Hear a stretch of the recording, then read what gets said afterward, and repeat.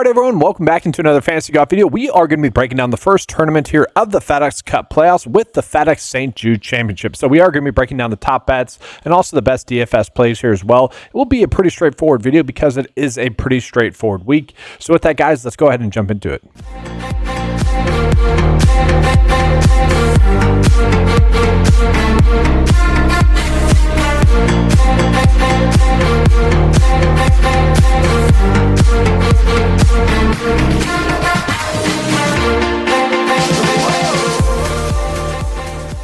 Now, just a quick recap from last week, guys. We did see Cameron Young get it done, finally win. Pretty happy for him. Very awesome to see for him. You know, statistically, wasn't really someone that was popping up as a good outright bet as he has been for over the past year and a half. Form was seemingly coming around a little bit, you know, decent stat fit as a whole, okay specialist. Like he was top 20 in all those stat categories, but I honestly think the biggest mover for him last week was the fact that he did have those local ties. And for someone like him, I do think that that was kind of the difference maker for him, where in some of the events where he hadn't been exactly able to clutch up and win, I think that was maybe just a little piece there that helped him.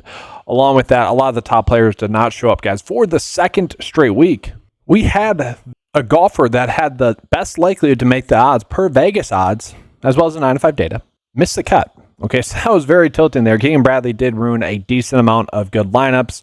Thankfully, Matt Fitzpatrick was able to come through with a top 10 finish with a very good Saturday. The other three core plays that I gave out ended up making the cut. Overall, you know, decent week overall. Just could have been a lot better had Keegan just simply made the cut. So a little bit annoying there. But I don't know about you guys. Did he really? I think he's done. I don't think he can choose himself as a captain's pick now for the Ryder Cup. I think that is just donezo, especially with Cameron Young winning and Chris Goddard playing. Now, maybe he goes out and wins this week or something. That'd be the only way I could see that narrative change. And maybe this is a course that does set up decently well for his game. You know, as we take a peek at some of the past winners, Hideki, Lucas Glover, Will Zalatoris, like I guess that's more of like a Keegan Bradley type player. But then you got Tony Finau in there. So, you know, very interesting in regards to, you know, for Keegan's sake, but in general for this tournament, for betting purposes and for DFS purposes, it is going to be a pretty straightforward week, I think. Now, I mentioned Keegan off the top there. I think it was a good talking point. Let's zoom in a little bit. We have a bunch of good outright bets. So that is pretty normal for a week like this where it's a pretty big event. We have several good outright bets. So we're going to have to reduce the players that we want to be on outright wise, and Keegan Bradley is going to be one of those at 39-1 or so on average. Now, the issue that we're going to see, guys, though, on this week or in this week is we look at the data tags, and I think that this is important to start out with. Core play-wise, we're getting one core play, which has been the theme this year. This year has been extremely strange in the sense that in years past, you know, we typically get like maybe 4 core plays like per week or so on paper, like where the data is telling us these golfers are coming in, checking all the boxes. They have good course history, they're good stat fits, and they're also golfers that are in good form. That has not been the case in 2025, and that's why some of the weeks have been so hit or miss. That's why some of the weeks have been really good and really bad. That's why players like last week, where we knew it'd be kind of high variance, like Keegan Bradley missing the cut. That is why that stuff has been happening because, well, the data is telling us that could happen. So again, this week we have one core play, and that is Scotty Scheffler. So in terms of what we should be doing DFS-wise, that is a big question. Because typically speaking, guys, we are just not even thinking about it. We're doing studs and duds. And I'm just kind of curious to see right away if the data agrees with that kind of approach here. So it is trying to go more of a fair and balanced approach, which if you guys look at the pricing, it will make sense. So let's go ahead and just take a peek at that. Okay, so yes, typically speaking in these no-cut events for DFS purposes, we're just playing something like Scotty Scheffler. But then we're forced to go with these like lower end plays. And basically all these golfers are either terrible course history, bad stat fits, or in terrible form. Okay. Typically speaking, with all these golfers here, guys, like we get below 6.9 and it's 2 out of 3 where they're just not good. Now they can pop off. And again, with it being a no-cut event, typically speaking, we do want to just blindly target those players because typically speaking, they're going to be able to adjust for the points. Where if they're you know scoring 5 less points than someone that's $2,000 more than them, we don't care about that. Okay, because we're going to be chasing some studs that are going to give us a higher likelihood to finish top 5 or top 10 that week. Now, in terms of the lineup process, let's just kind of take a peek at what it would look like doing a studs and duds approach. So looking at that, guys, it is a little bit more balanced, but you're going to notice like the golfers that we're getting to on the lower end, Matty Schmid, who's just, you know, pretty good make cut streak. We'll touch on Justin Rose. He has pretty good course history. But all those lower end players are kind of flawed, and it does become risky. If anything, though, in terms of what we want to look at this week, guys, and we'll jump into course history right now, is going to be golfers that have somewhat good course history. We don't see that many golfers play this course and play this for the first time and typically play it well. Now, the issue that we have slightly, it's not as bad as last week, where last week, 2 weeks ago as well, where we'll see a golfer that, they might have really good course history, but they also have like one bad start at that course over the last 4 years. That's not exactly the case, but there is some situations, like even looking at Sam Burns, guys, 5th, 52nd, 20th, and 2nd. So, don't necessarily love that. Lucas Glover, 57th, 3rd, and 1st. Didn't qualify for the playoffs last year. Maverick McNeely, we'll see what to do with him after that terrible week that he had 2 weeks ago. Should be able to bounce back, I would think. But Justin Thomas is the one that really stands out in terms of really good course history. Patrick Cantlay as well, but Patrick Cantlay has been playing terrible, so I don't know if we necessarily can trust him. Tommy Fleetwood, I do like him. He's just priced up. If you flipped him and Cantlay's price, obviously we'd be on Tommy Fleetwood a bunch. JT Poston's an interesting click. Sanjay M has been playing terrible golf recently, but that's really the theme with those golfers on the lower end, is you're probably just going in on the good course history and hoping that they can find some form this week. Now, in terms of key stats, it can be a little bit different just because this is a no-cut event now. It's a limited field event as well. What we're looking at is birdie or better percentage. Because it is a no-cut event, we do need those golfers that are going to be scoring, okay? For DFS purposes, that's what we want to look at. For outright bets as well, you need golfers that are scoring. And then it does become a little bit of an accuracy course, total driving, ball striking. If you wanted to look at stroke gain approach instead, if you wanted to look at wedge scoring as well, you could. But stroke gain putting, we're going to be looking at there as well. Overall, Scotty is still going to be the number one stat fit. Then Russell Henley. So Russell Henley might be shocking to some of you guys. They've priced up at 10K, but second best stat in the field. It does make sense. Then Seb Straka, who has been a player that we've been targeting a decent amount. Jake Knapp, coming in off of a very good week last week. And then Chris Gotterup. Chris Gotterup does not have any course experience. That's his one knock, as well as another player that we'll touch on that's right around his pricing tag, where if they simply had course history, I'd be much more inclined to play those two, but they don't. So that does make this, again, this week a little bit more difficult. I would love to go fair and balanced if Chris Gotterup, and it's Harry Hall. We'll touch on Harry Hall in a second, like Jake Knapp as well. Like, we could go a pretty good fair and balanced approach if some of those golfers just had that course experience. Now, again, we go ahead here and get into the recent form. Scotty Scheffler, class of the field.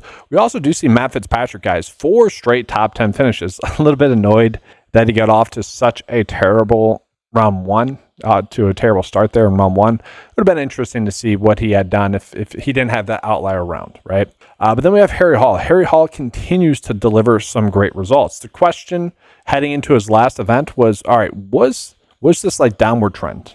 Was this descending form a sign of him just tailing off? No, he ended up finishing 15th in his last event, so we like that. 14 straight make cuts for him. Xander as well does seem like he's back. Xander is priced at 11K. I would say properly priced, considering the event that we have and the constraints of it. He is someone I could see winning this week, just because it does seem like he's back. We saw that 8th place finish. It seemed like he was back with that. Then a 7th place finish. The only caution that we have with those is, let's see.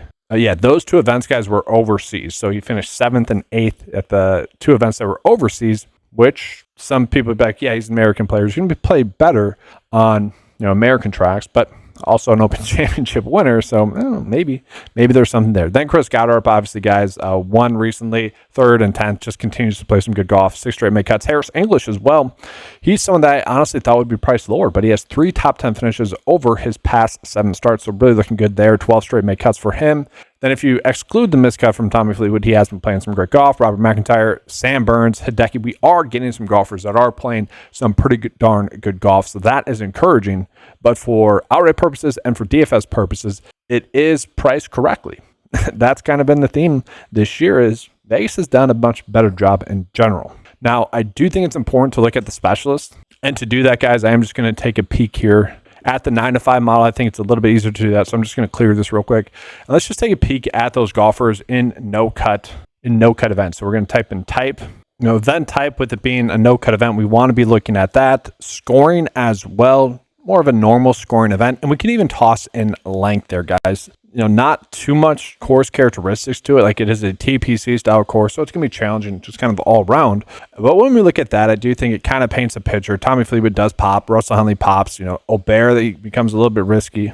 You do see Patrick Hanley has played well at these type of events. Makes sense. Andrew Novak does become a little bit interesting, I will say. Playing really well in the no-cut events and also with the length, of course. So maybe he gets a little bit of a bump, but Harry Hall becomes more interesting. Hideki becomes more interesting. So we do have some golfers that we can be on, I think. Okay, so now we're going to go ahead and just jump into the top plays. So obviously it is going to be Scotty Scheffler. And I will say it is very interesting. The thing that's happened a lot this year is we'll be getting Scotty Scheffler at over, let's just say 12K, a bunch. That's happened a bunch this year. Betting wise, we've still been able to get him at 4-1. And in the events where they've had Rory there, I think it's had made a little bit of sense. And that being said, guys, Rory not being in this event does speak to kind of the randomness of this event. And I do want to touch on this. We do see some of the high-end players maybe not play as well because all in all, a lot of these golfers are already going to be in the Tour Championship. They don't really need to play all too well to play into the next week's event, and that's why Rory's not playing it. That motivation factor is kind of one of those things. It's always our biggest worry with no-cut events where the top-end players might not have it going that week, and they don't need to grind it out. Okay, they could just, all right, I'm here for a paycheck now. I'm here to not get injured. I'm here to work on my game rather than grind out shots here and there. That does become a little bit more risky this week. Now, it is the playoffs. I do think golfers that are playing well, they're going to go out and try to win. But that is typically why we see some of the top-end players maybe not play as well as you typically think that they would, and really how they will in a couple of weeks from now. But I do like the idea of getting to Scotty Scheffler at 4-1 odds. Okay, he's the only core player. He's the only golfer checking all the boxes. And it makes sense, guys. Best stat fit, best recent form, best specialist. The only concern is the course history rank, and he still ranks 16th in the field there. So we go ahead and zoom out a little bit. The next player is obviously going to be Xander. Again, same spiel there, guys, where his biggest concern is, well, I would say his stat rank, but we kind of know the reason why that has occurred this year, right? With the injury, started off slow, was still able to make all the cuts, and now it does seem like he has turned that corner. I already talked about him a decent amount. The fact that it's a big jump to him, though, at 17-1 is a little bit interesting. I could see potentially getting to him there. He did finish runner-up at this tournament last year, and this would be a course that you typically would think he'd play well at. And he is the 5th best specialist in the field. And guys, even with that terrible form that we saw him have at the beginning of the year and middle of the season as well, 4th in the field in recent form race, so still playing great golf. Now from there, that's where it does get a little bit more difficult to me because I think we could find a reason to play Justin Thomas and be on him as a good outright bet. Same thing with Russell Henley, guys. Russell Henley at 27-1, definitely interesting, playing great golf, 4 straight make cuts, all of those being top 10 finishes for him. This is a course where you would expect him to play well at. He is the 2nd best specialist in the field, also the 7th best specialist in the field there as well. And we can get him at 31-1. I'm a little bit shocked that he's not popping up as a core play. Honestly, let's just actually take a peek here. Data tag, let's see, is he a high exposure play? I would assume so. He is not. Interesting. Let's see the simple view. Russell Henley is being pulled in as a mid-exposure play. Interesting. I'm assuming it's the course history rank that's knocking him a little bit, but very, very interesting in general there. Wow. I see him more as a high exposure play. I see him as someone that could win this week as well, but interesting to see that. And then from there, Tommy Fleetwood, again, we kind of worry about his upside. He is the 2nd best specialist in the field. Nice to see that. And he has been playing extremely well this year, guys. Top 12 or better in all the key metrics that we look at. The question with him was, would he be able to mentally come back from that choke job at the Travelers Championship? And I think he has 34th and 16th at the Open Championship. And you would think he would play well here. He has played well in the past here. Again, I wish he was a little bit cheaper. Matt Fitzpatrick, top 10 finish at this event 3 years ago. Extremely good form for him now. 2nd best form in the field. Okay, so really looking good recently. His game is definitely pumped. This is the tough part. Again, all of these players up here, we could find a reason to be on them. Scotty, we're going out of our way to. Then these next 5 that are all here, all make for solid outright bets. And I would argue, given the odds that we are getting on them, 16-1, 24-1, 27-1, 24-1, 25-1 on average, you could simply be on all of them if you're skipping out on Scotty. Scotty at 41 is not a terrible bet there as well. I think you could justify that. Again, given the fact that DraftKings is pricing him that high, and we're still getting him at 41, that is pretty darn crazy, I would say. Now, from there, it does get ugly. I don't need to be on the rest of those guys. So let's just drop into the mid-tier, the dark horse tier. So Sam Burns has been an interesting player this year. He's another player that choked away a victory for us outright-wise 2 weeks in a row. That was tilting. Okay, that was very freaking tilting.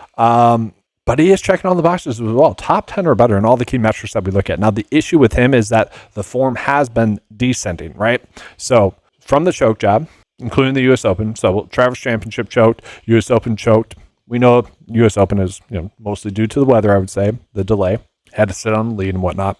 But then 17th, 47th, 45th, and 61st at the 3M Open, an event that should have been a very good event for him. Now, you could argue, and we've heard this in the past from, I believe it was DJ or DJ's caddy, maybe Brooks as well, like the 3M Open, they would pay players to play in those events to show up. Otherwise, they wouldn't be able to draw in big names. Now, I don't necessarily see Sam Burns as a big name player like that, but I guess I wouldn't be surprised, especially given the outcome, if something like that did occur with Sam Burns. But also, I would kind of say that he was playing in that event to win. So this is my long way of saying, again, he is properly priced, I would say. Don't like the fact that the form has been getting worse. But he finished 5th at this event last year, guys. He's going to be a good stat fit as well. The worry is total driving 4th in the field, but still pretty good strokes gained putting, pretty good in birdie or better percentage. He is a golfer that can go on and score. Now, from there, Hideki has been playing much better, guys, and does have the best course history. I do think in fair and balanced builds, we probably are going out of our way to target him. Hideki was someone that at the start of the year, I did think he was going to have a great year. You start out with a win. Turned out that win was random and really started off an annoying season for us in some regards because Cal Morikawa was our outright bet, our conviction play that week as well. Ended up finishing runner-up to a random Hideki Matsuyama finish. Now, Hideki, guys, has been playing some solid golf, and we shouldn't ignore that. Does have good course experience, is at a price where, you guys know this by now, I see him as like a shoulder shrug play, where if I am ending builds and I'm at his price and range, I am shrugging my shoulders and moving on because that is a very good play then. Now, from there is where we really start to see a drop-off in terms of predictable results, in terms of golfers that we should be going out of our way to target.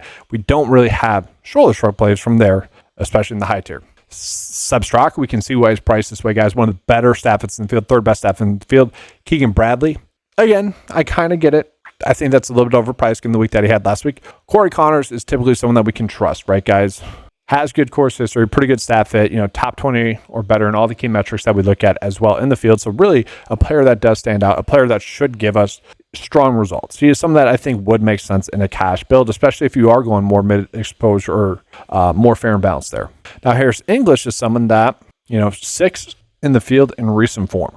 12 straight make cuts, coming in off of a runner-up and 4th place finish over his last 3 starts. Decent stat fit. Again, could find a reason to play him. That is the freaking theme. So there's so many golfers that we could find a reason to play.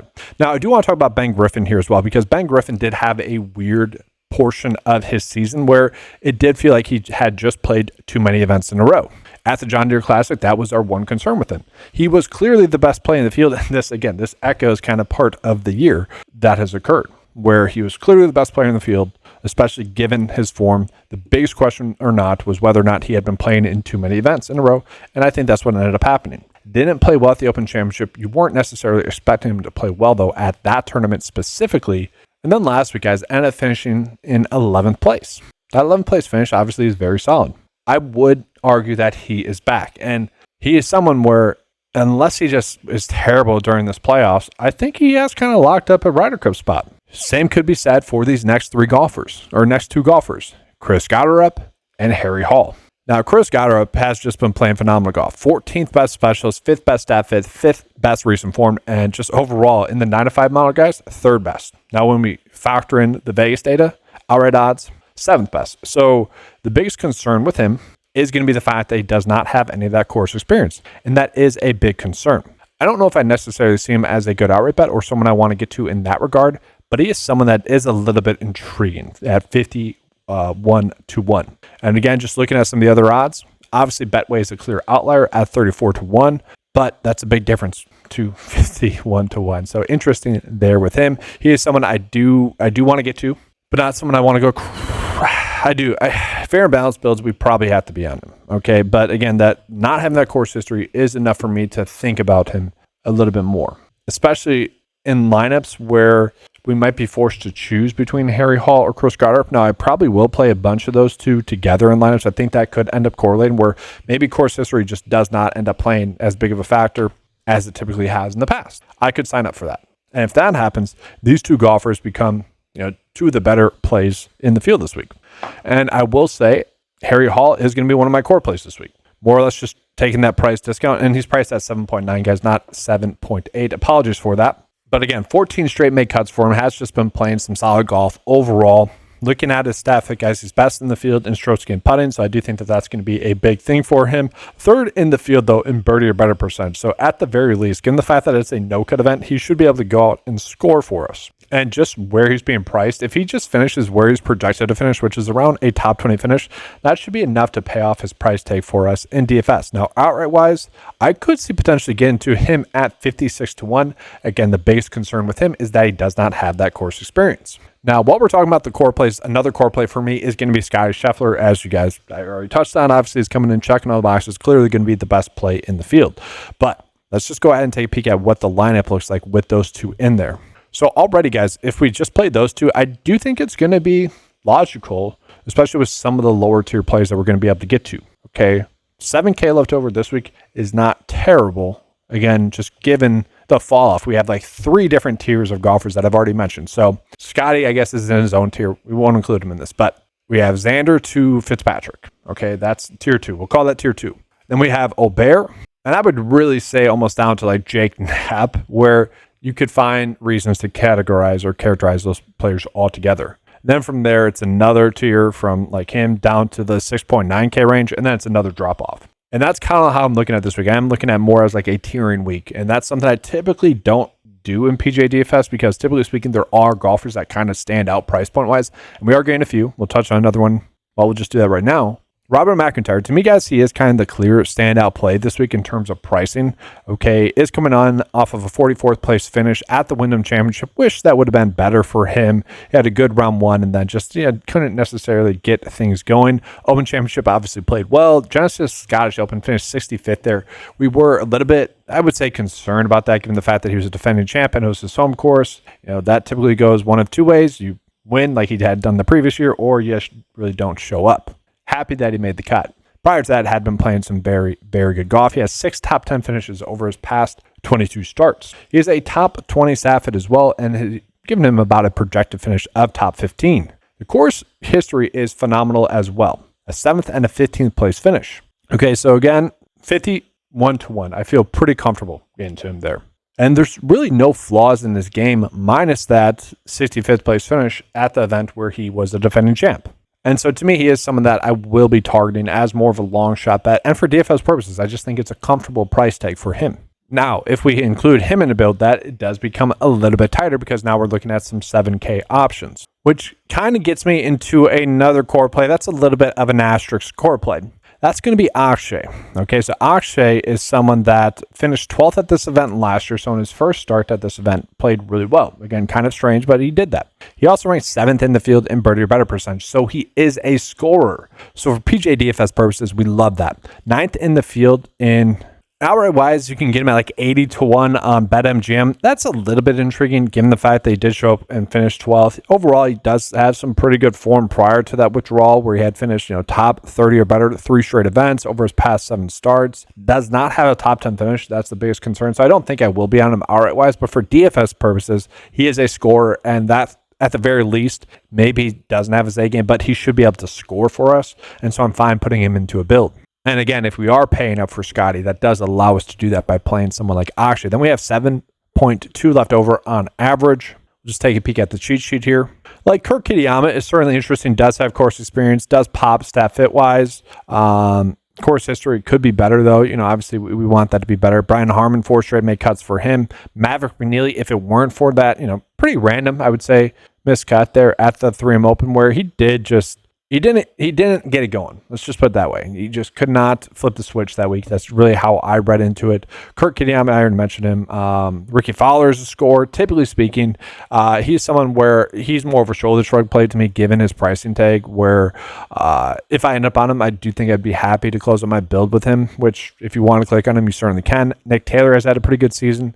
But you guys see here, there's no one that definitively stands out. That's the biggest issue that we have. Emiliano Grillo is probably the one though, where the week you probably trusted him was the week that he missed the cut. I do think that burned a decent amount of people, but he is the 9th best staff in the field, guys. Okay, so the concern is going to be 31st in the field in recent form. Obviously not good there, but pretty good specialist. pretty good in terms of course history. He is priced pretty low at 6.6. I mentioned there is a big drop off. He is the only one that I think I could justify going below 6.9.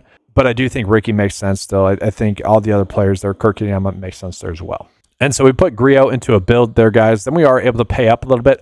I do like the prospect of someone like Wyndham Clark, where, you know, it did seem like he's kind of knocking on the door for a victory here, where his game has kind of found itself. Could justify that. I think Jake Knapp's probably the one I want to get to the most, which does sound a little bit weird. Jake Knapp with one bad round and then a 65th. We can kind of write that off, right?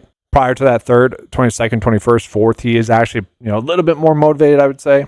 But again, that's the issue this week. It is tougher to close out some of those builds. Now, guys, before we go ahead and show you guys kind of I showed you guys what the custom model was spinning out to us, but we'll take a peek at the lineup builder as well, see what that's telling us is going to be the most optimal build on the week. But let's just take a quick peek here at a quick update that I made to the 9 to 5 leaderboard. Okay. So this is going to include all the tournament stats. So again, this is still based off of last week's stats. You guys are familiar with this, I think, by now, where it's going to show you guys kind of the live stats that occurred for that player. Now, if you want a more unique view, just click on the tournament stats again. We have all the columns that are pre-selected in this view right now. Good to see. But let's say you wanted to see kind of the difference, which golfers are, you know, most likely to improve in terms of their strokes gained total. This is something that I typically find very useful in round 2 showdown purposes. Okay, so that's where we could be using this. You can see which golfers are most likely to improve, which golfers are most likely to not improve. Then we do have the specific showdown tab. This is going to be defaulted to whichever round is currently going on.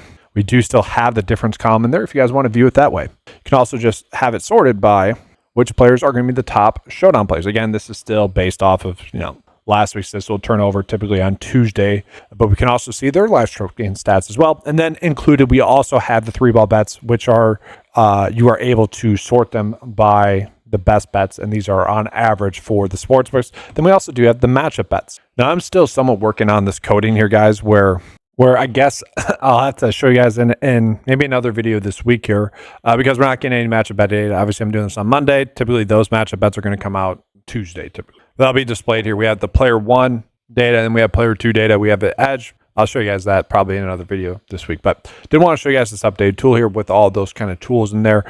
That will replace the old tool that was not as mobile friendly. That's basically the purpose of those updates. And then one other thing here, guys, as well, I do want to mention the NFL tab. Okay, so if you guys are someone that does play NFL DFS, preseason NFL DFS, you should be checking out the 9 to 5 Sports YouTube channel as well. Not the golf specific one, like the one you're watching. Check out the main page. But included in your 9 to 5 membership is going to be all this best ball draft data, which if you guys are playing on maybe Underdog, very awesome tool to use there, because it does take into consideration a bunch of other stuff. Like you can include Vegas projection data for that year, which you can take a peek at maybe why you like someone a little bit more. It does have the DraftKings and Underdog ADP, so you guys can compare it against that. Again, that's included in your 9 to 5 monthly membership. But then we also have some preseason NFL data in there. We have the lineup builder for that as well. Again, that's going to be included in your $10 a month membership. But if you guys are someone that is maybe looking to do some Underdog basketball drafts and you have never signed up before, make sure to use the 9 to 5 promo code that is linked in the description below. Just a simple and easy way to help out the channel as well. Now, lastly, guys, we are just going to take a quick peek at what the data, the 9 to 5 lineup builder, is telling us is going to be the most optimal lineup on the week. Again, we gave it 2 data points to go off of, and we're just going to just take a quick peek. This one is getting to Sky Shuffler a little bit more naturally, and it is kind of getting to more of a lineup approach that I like. Whereas the custom model is definitely going more of a fair and balanced build. So interesting there in general, but I do agree more with this structure, I would say, where it's going Scotty, maybe some mid-exposure plays. And then Matty Schmid is kind of the lowest player I will consider, but I do think Griot is the one we could be actively targeting. I would say I probably like this lineup a little bit more. Maybe not JJ Spawn. Obviously, I would rather get to Harry Hall, who's obviously we can't do that. This is $50K maxed out, but again, JJ Spawn compared to some of the other players that are as price tag, who really cares? It's all the same. But that's going to do it for this video, guys. Make sure to give a like and subscribe. It was a little bit of a quicker video. It probably will be the same for the next 2 events as well, because they're smaller fields, a little bit more straightforward. There's not as much meat on the bones there. But that's going to do it for this video. Again, if you guys would like access to any of the tools that you have seen during this video, make sure to head on over to 9to5sports.com. You guys can get access to all those tools for a low monthly cost of $10 a month. Take advantage of that, guys, because I do think I'm going to raise the price for new members starting maybe in a month from now. We'll see. I'll make an announcement before that. But basically, if you sign up before, that will still be your membership price. So you wouldn't have to worry about that. It'd be for new members only.